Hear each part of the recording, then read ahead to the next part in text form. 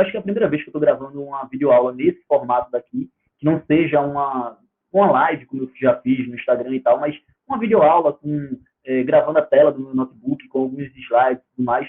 Então, assim, eu não tenho um costume com isso. Eu tenho um costume de dar aula vendo as pessoas, mas nesse caos que a gente está agora, nessa pandemia do coronavírus, a gente está tendo que se virar como pode.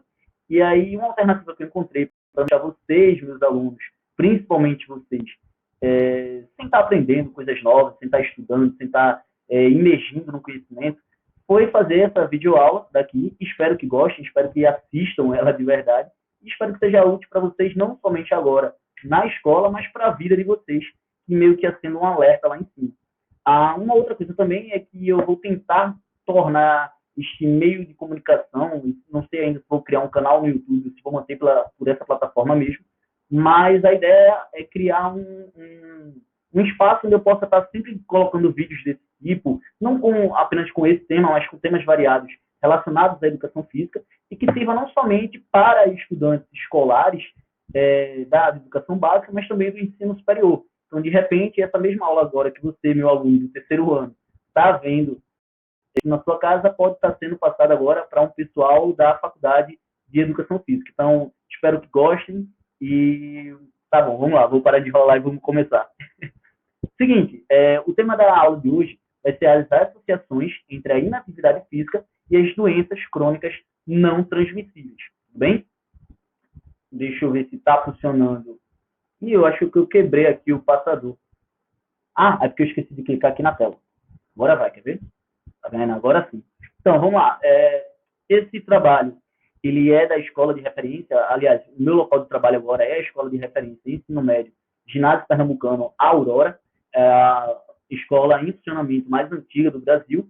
E para iniciar essa aula de hoje, eu queria deixar uma frase de vocês do Robert Salles, de 2015, que ele fala o seguinte: que se existisse uma pílula que reunisse apenas uma fração dos benefícios da atividade física, essa seria a pílula mais prescrita do mundo.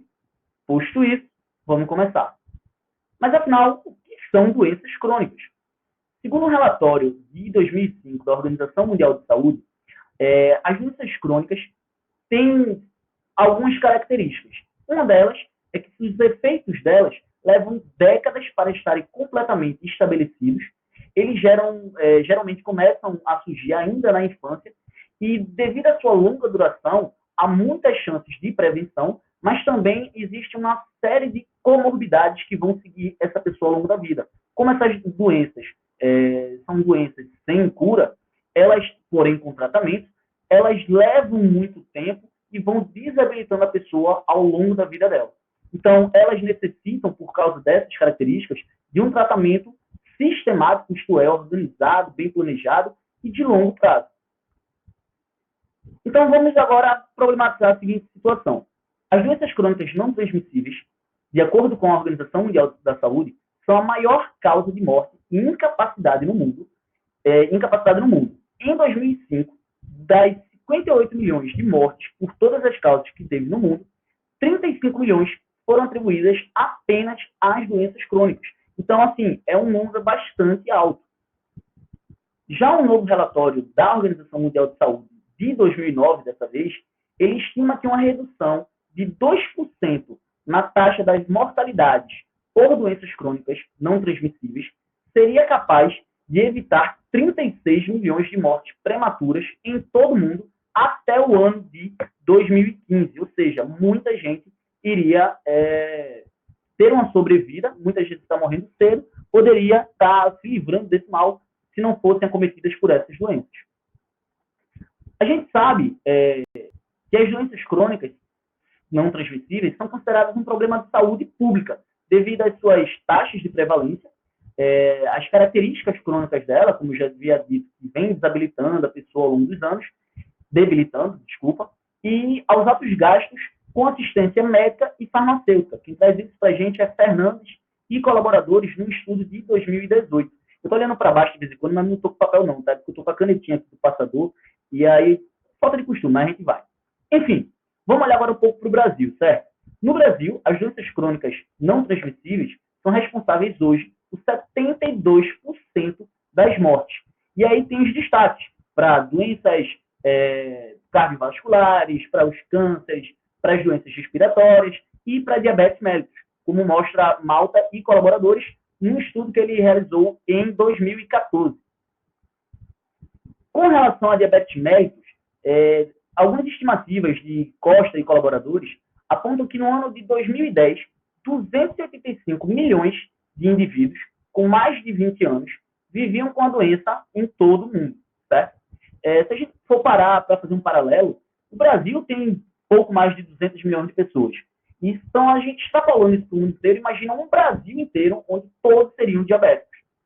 Caso esse padrão se mantenha, o Costa estima, ele projeta que até 2030 esse número pode chegar a 439 milhões. Já em um outro estudo de Andrade e colaboradores de 2015, ele fala que no ano de 2000, a hipertensão arterial sistêmica ocupava a 16ª posição no ranking mundial de mortalidade e que ela foi subindo no ranking com o passar dos anos, chegando à 10ª posição já em 2012. Por que eu estou trazendo essas doenças agora em específico? A gente vai ver um pouco mais para frente. Mas são as doenças que têm as maiores... Aliás, a gente já viu que essas duas doenças em específico têm uma alta prevalência no Brasil, mas essas, assim, são taxas de prevalência absurdas. Então, houve uma pesquisa, certo?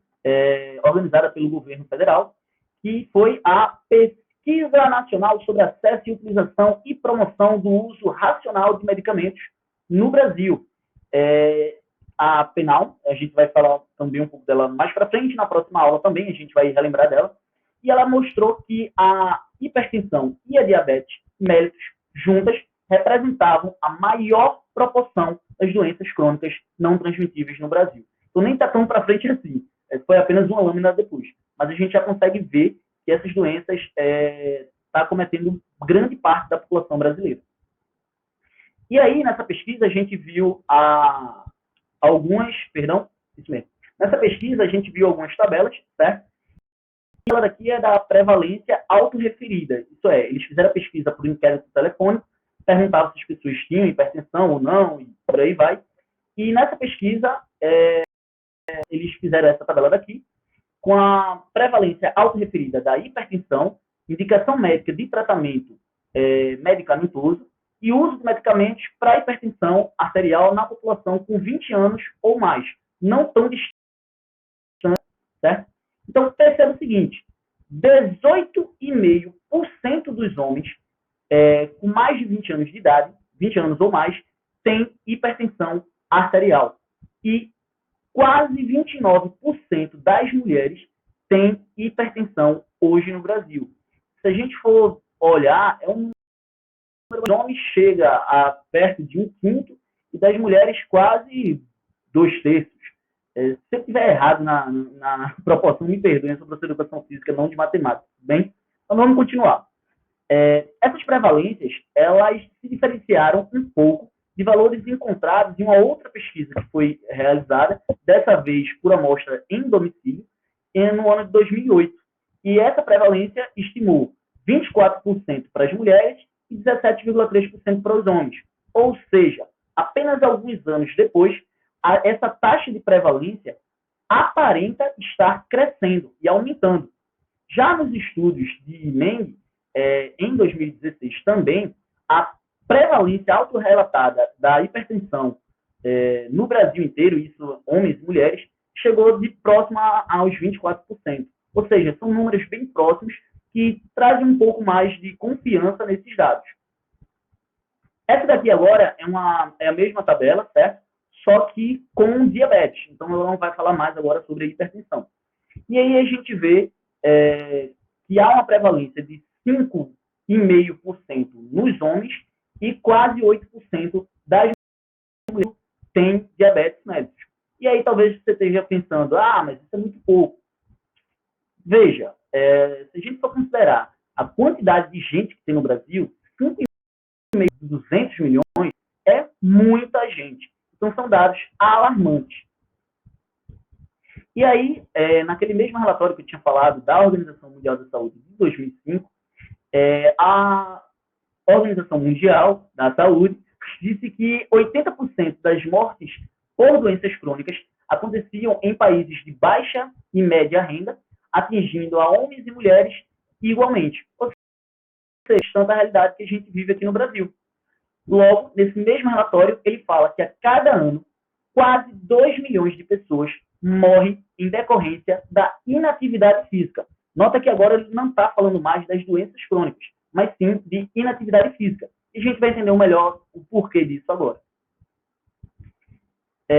Ozemek, Lavie e Hong, em 2019, eles fizeram um estudo retrospectivo e perceberam que em 2016 a prevalência mundial de inatividade ou insuficiência nas atividades físicas era de 27,5%.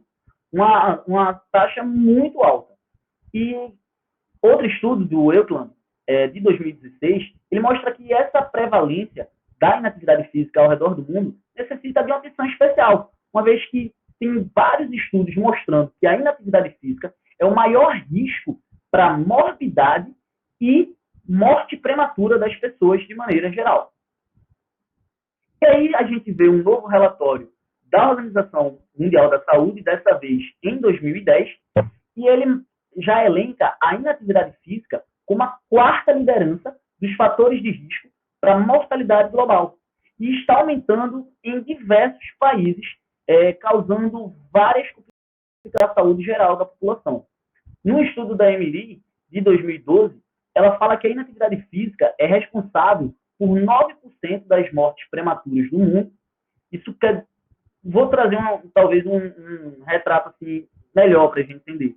A cada 100 pessoas no mundo, 9 morrem porque não fazem atividade física.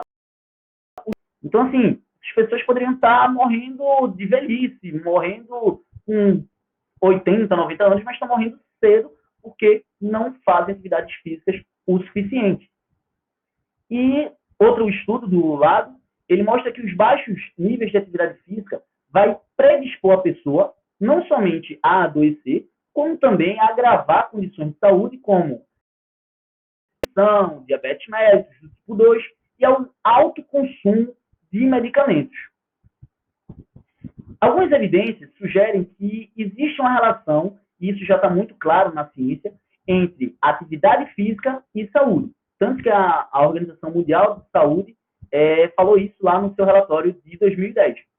Já ali, a Emily, naquele estudo que eu tinha falado agora há pouco, ela faz uma projeção que se a gente conseguisse reduzir 25% dos níveis de inatividade física, a gente conseguiria evitar 1,5 anualmente. E se a gente conseguisse eliminar a inatividade física de uma vez por todas, a gente conseguiria aumentar a expectativa mundial em 0,68 anos. Talvez você esteja pensando, poxa, talvez a minha preguiça valha mais do que apenas 0,68 anos a mais de vida. Mas isso trazendo para uma perspectiva sua. Imagina que em alguns lugares a expectativa de vida é muito menor do que em outros locais. E assim sucessivamente, isso vai ter N fatores que influenciam, como o local, as condições de saúde que essa pessoa está inserida, acesso à educação, entre outros. Então, existem basicamente 4 fatores que contribuem para o estado geral de saúde de uma pessoa, certo? Isso o Robert Salles vai falar lá em 2015. E ele vai dizer que o primeiro é a genética. A gente não tem... o primeiro é a genética, o segundo é o meio ambiente, o terceiro vai ser o acesso aos cuidados de saúde e, por último, o mais importante, o comportamento. Por que ele coloca que esse último é o mais importante, é o comportamento? Como eu ia quase falando lá na parte da genética, o comportamento é aquilo que a gente consegue mudar. A gente não consegue ainda mudar os nossos genes, ou talvez mudar diretamente, rapidamente, o meio ambiente ao nosso redor, ou os acessos que a gente tem a cuidados de saúde e tudo mais. Mas a gente consegue mudar o nosso comportamento. E esse é um fator chave para a manutenção da nossa saúde. Então, de acordo com a Organização Mundial de Saúde, as causas das principais epidemias de doenças crônicas já são bem conhecidas. Vale destacar a dieta inapropriada, o tabagismo e a inatividade física. E aí, o Schwartz, em 2019, ele fala o seguinte, olha, as mudanças de comportamento são necessárias para ajudar indivíduos menos ativos a se enganjarem em padrões de comportamento que levem a uma melhor saúde e, consequentemente, previna várias doenças crônicas.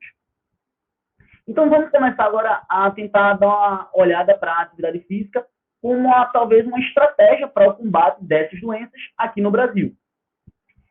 Em 2008, isso aqui são dados do pesquisador Flávio da Guarda e colaboradores, ele anuncia que em 2008 o Ministério da Saúde começou a tentar combater essa inatividade física e ele começou a fazer uma série de repasses financeiros tentando fazer com que os municípios tivessem mais acesso a opções para o tratamento da saúde dos cidadãos. E, com isso, foi criado os Núcleos de Apoio à Saúde da Família, o NASF, que tem como objetivo, entre outras coisas, ampliar a abrangência das ações da atenção e aumentar o número de profissionais vinculados às equipes de programa da saúde da família. Então, antes a gente só tinha um médico, um enfermeiro, agora a gente passa a ter um terapeuta ocupacional, um psiquiatra, um professor de educação física, para tratar essa pessoa de uma maneira mais global possível e, assim, mais eficiente. Então, vamos agora, vamos colocar a mão na massa agora e vamos ver se a gente está nesse grupo de risco ou não, certo? Então, essa é a tarefa de casa para vocês, meus queridos alunos, ou seja lá quem estiver vendo esse vídeo. Para isso é simples, você vai precisar de uma balança. Se você não tiver, tenta lembrar do seu último peso, da sua altura e...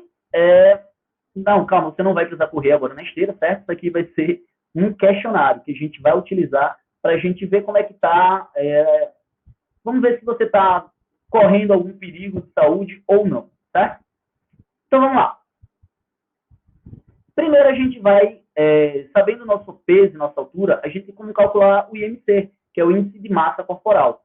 Não entenda ele como um determinante se você é obeso ou não, se você corre, se você vai morrer ou não, mas, de uma maneira geral, ele aponta para algumas direções que podem despertar a nossa atenção para algumas coisas mais específicas, certo? Então, como é que a gente faz isso? A gente vai pegar o nosso peso e dividir sobre a nossa altura ao quadrado. Lembrando que o peso vai ser em quilos e a altura em metros. E aí a gente consegue classificar de acordo com essa tabelinha aí também, que é uma classificação geral da Organização Mundial da Saúde. Então, se você estiver abaixo de 18,5 no resultado final, você está abaixo do peso. Se você estiver até 24,9, você vai estar no peso ideal. Acima, começa a estar levemente acima do peso ou com sobrepeso. E se você tem um IMC de 30, você já está com obesidade, grau 1. Se você tem um IMC entre 35 e 39,9, essa obesidade já começa a ser considerada severa e a chance de você sofrer com as comorbidades relacionadas à obesidade sobe muito rápido. E acima de 40, você já tem obesidade mórbida, e aí já tem grandes indicações, possivelmente, para cirurgias bariátricas ou uma outra intervenção mais abrupta, digamos assim. Então, vamos pegar como exemplo um certo professor de educação física de 1,70 m, que agora está um pouquinho pesado.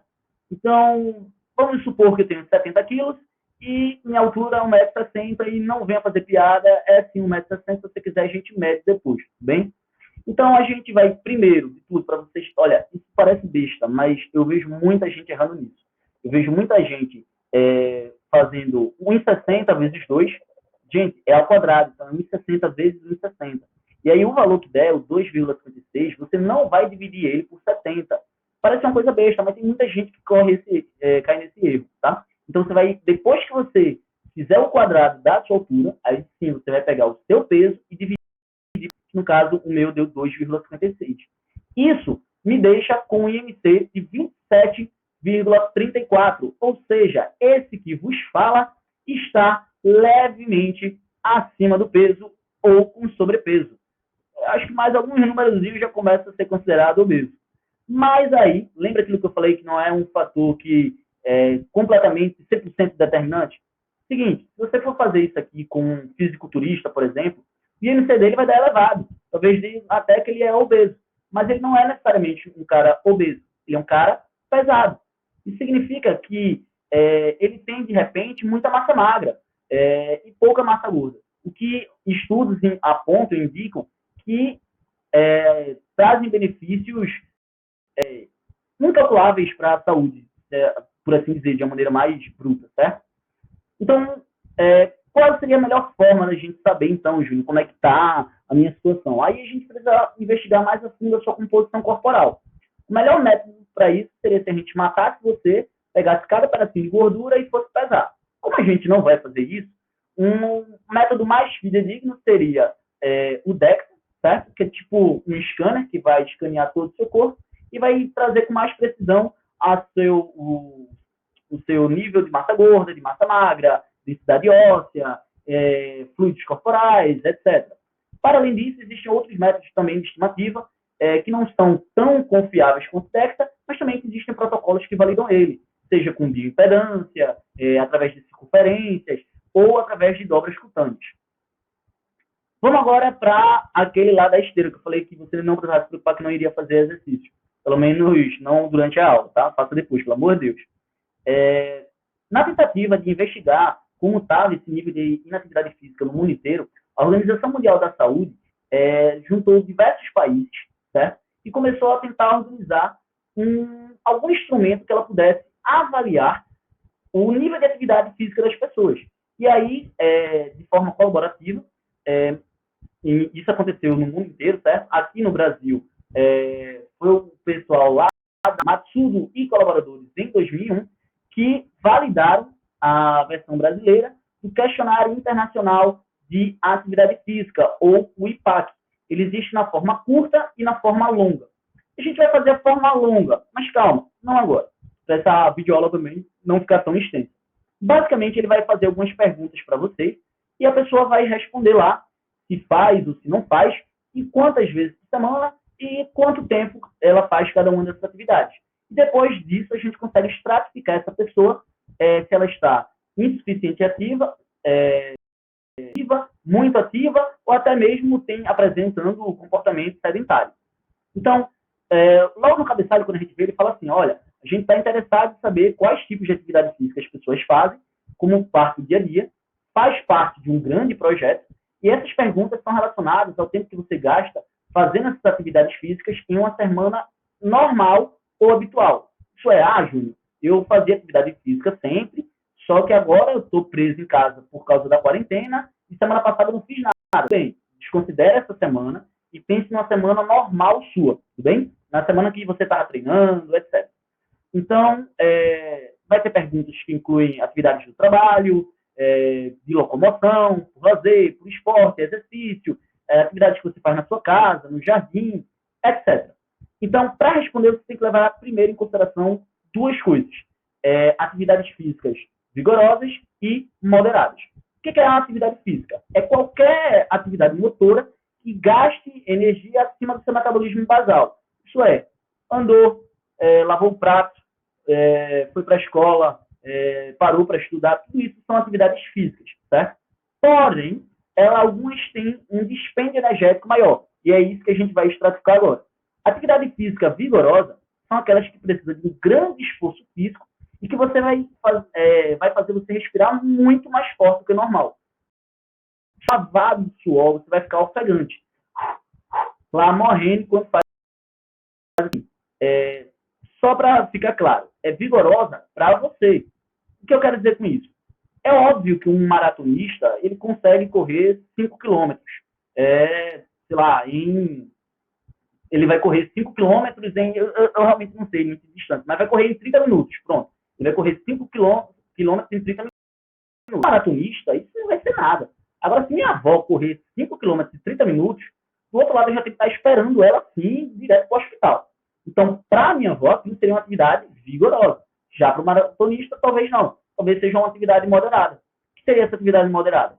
São aquelas que você precisa de algum esforço físico, você precisa respirar um pouco mais forte do que o normal, mas você consegue até manter por um certo tempo.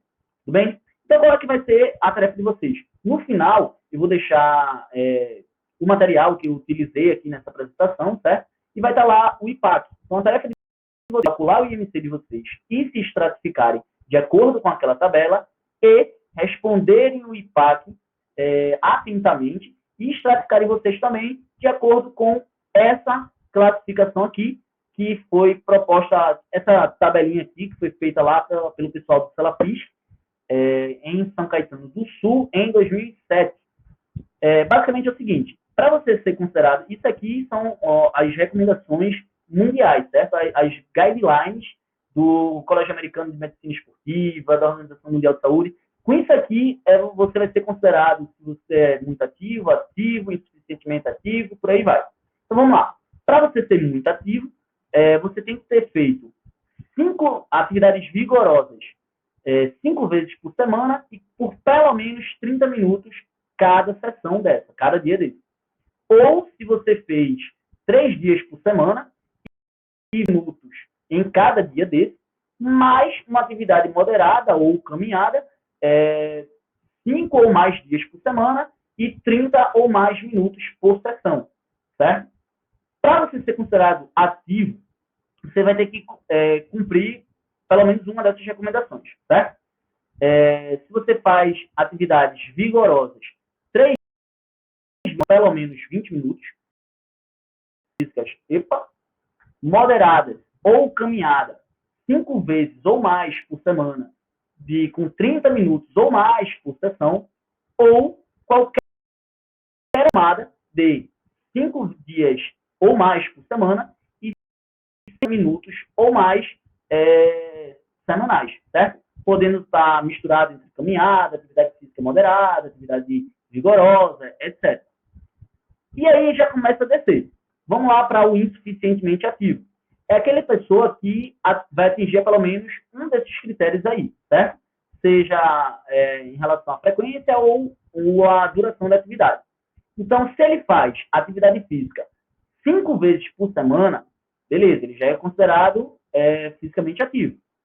Se ele consegue atingir 150 minutos de duração por semana, ele também já é considerado fisicamente, insuficientemente ativo, ou se ele faz 5 vezes por semana, Se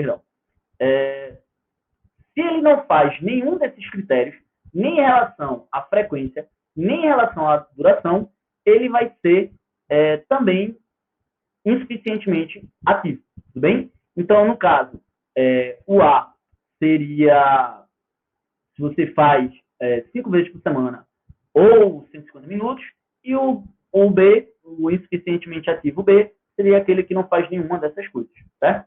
E aí vem a pessoa com comportamento sedentário, que é aquele que não realizou nenhuma atividade física por pelo menos 10 minutos contínuos da semana. Aquela pessoa que passou boa parte da sua semana sentada, deitada, etc. E aí a gente começa a acender um sinal de alerta, porque de repente isso é a realidade de muito estudante, de muita gente que trabalha com computador e etc.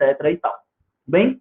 Então, bom, deixa eu tentar arrastar a minha caretinha para aqui. Achei. Deixa eu arrastar minha caretinha para aqui. Tentar aumentar um pouquinho. Eu gostaria de agradecer a você que ficou aqui até o final da live, ó, costume no Instagram. Calma, eu estou treinando ainda, na próxima vai ficar melhor, se Deus quiser.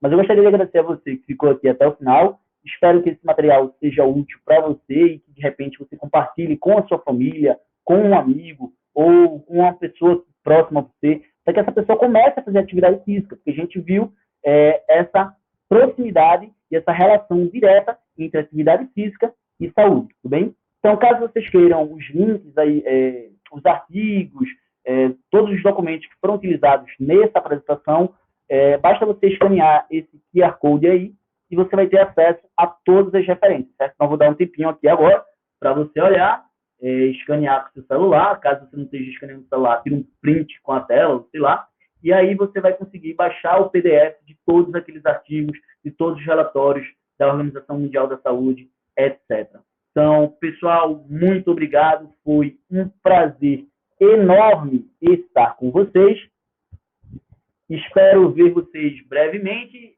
de preferência pessoalmente, quando eu me enrolo menos para falar e me embanando menos diante da câmera. Certo? Então, muito obrigado. Foi um prazer e a gente se vê na próxima. Tchau, tchau.